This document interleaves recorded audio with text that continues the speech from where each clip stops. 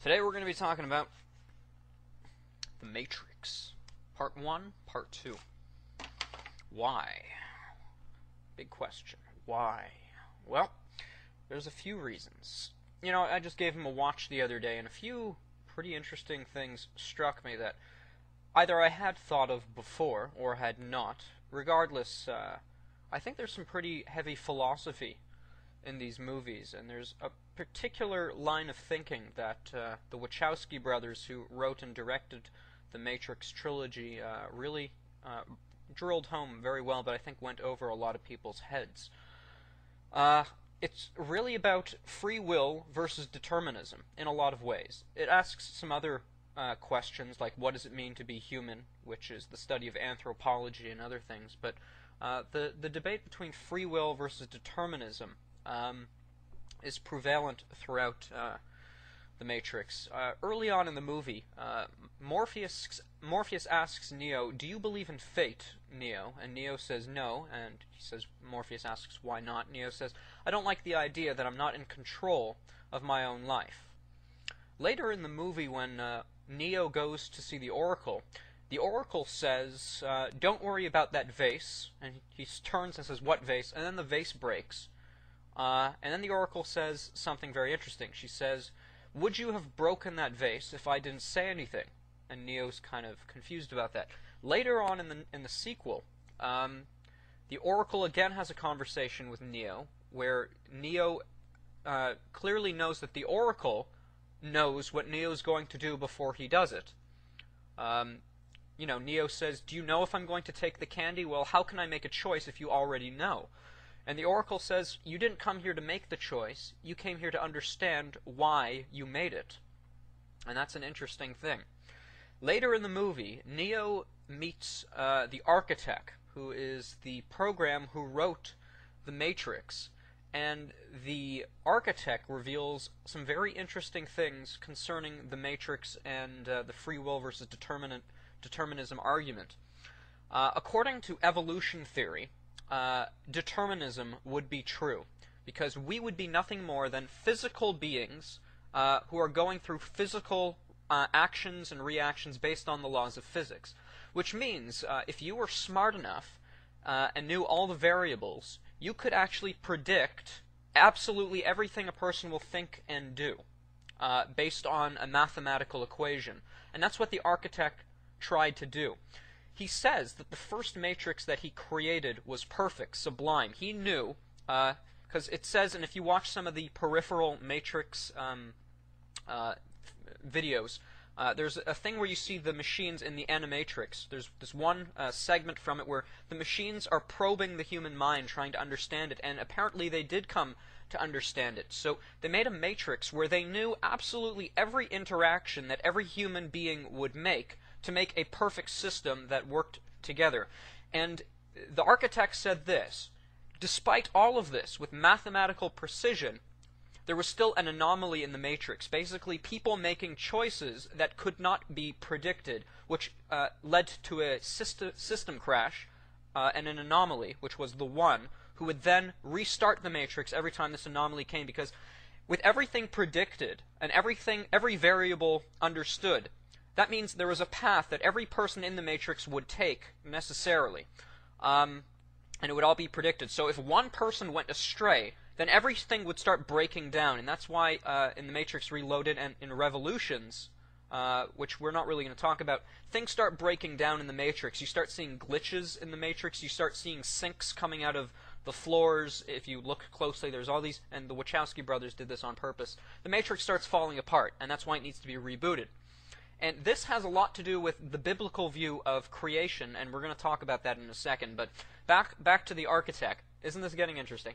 So the architect said that then, because of this anomaly, which happened every time, the anomaly became something that could be predicted and then controlled, which is why the path that Neo takes, though originally it was a systemic anomaly, it had become, though an anomaly still, something unpredictable, it became predictable by the fact that it kept happening.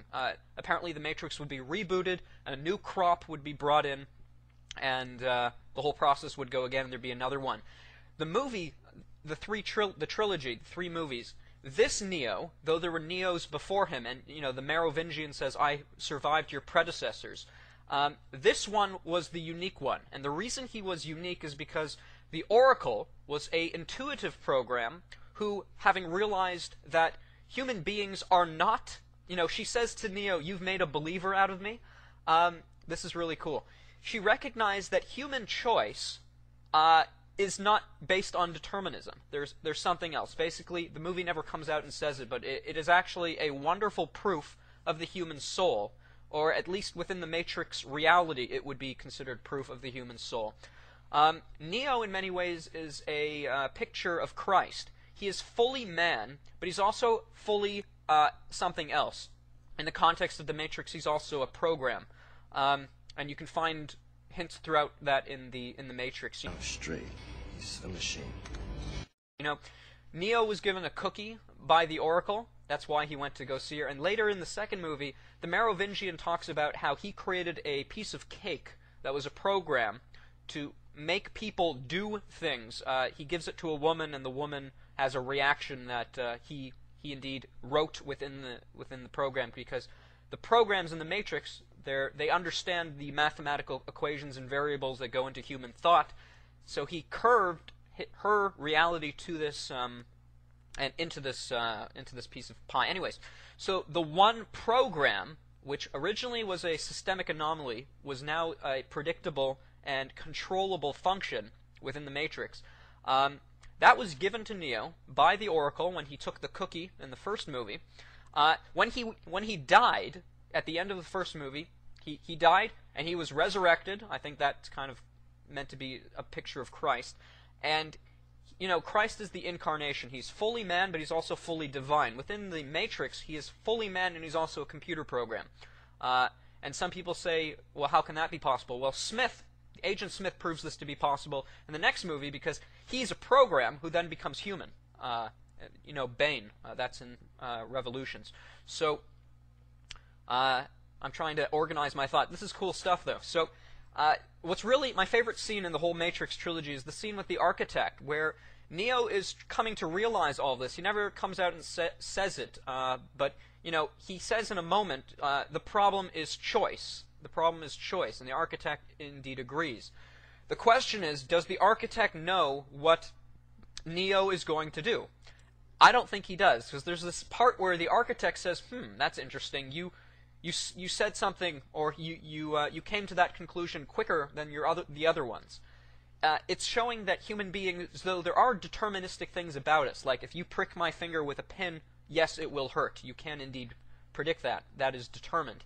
But there's something else that makes us undetermined. The Matrix as a whole, what is it really about? It's all about, the Matrix is a prison for your mind. And I think the point of the Matrix is that if determinism is true, we are a slave. And, Agent Smith, he says this before the Burly Brawl. He says, it was purpose that created us, purpose that drives us and that binds us. We cannot escape purpose.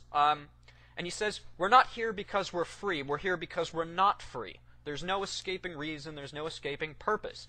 Agent Smith is kind of, he basically exemplifies, or personifies the determinism point of view. And within the context of the movie, I think he absolutely does. I believe everything Smith does was predicted and coded by the Matrix in order to, and we'll get to that right before we end the video, whereas Neo exemplifies pure free will, and that's why he's so free to do whatever he wants in the Matrix. So you got it really is, as I said, the Matrix is really a battle between free will versus determinism, and the movie ends on a brilliant note where the two come together. And let's bring this back to God. This is to do with the Arminianism versus Calvinism viewpoint. If God knows the future, how can we be free? Here's my understanding of it. It is literally both at the same time. It's quite an amazing thing. Basically, God knows everything. He knows what we're going to do before we do it, because he exists outside of the timeline, so he can see the whole thing.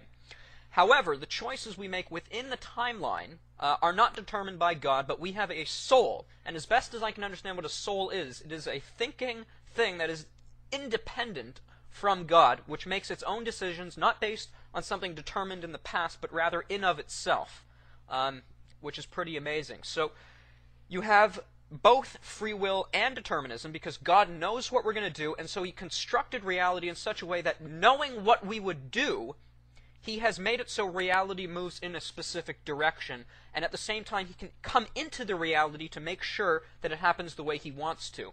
So we are free to choose. God knows our choices, and he uses it to build eternity, and that's what the Bible says. Anyway, so I just thought a really interesting discussion. This is going to open up a whole bunch of comments and thoughts, so I hope you enjoyed that. Take care, guys.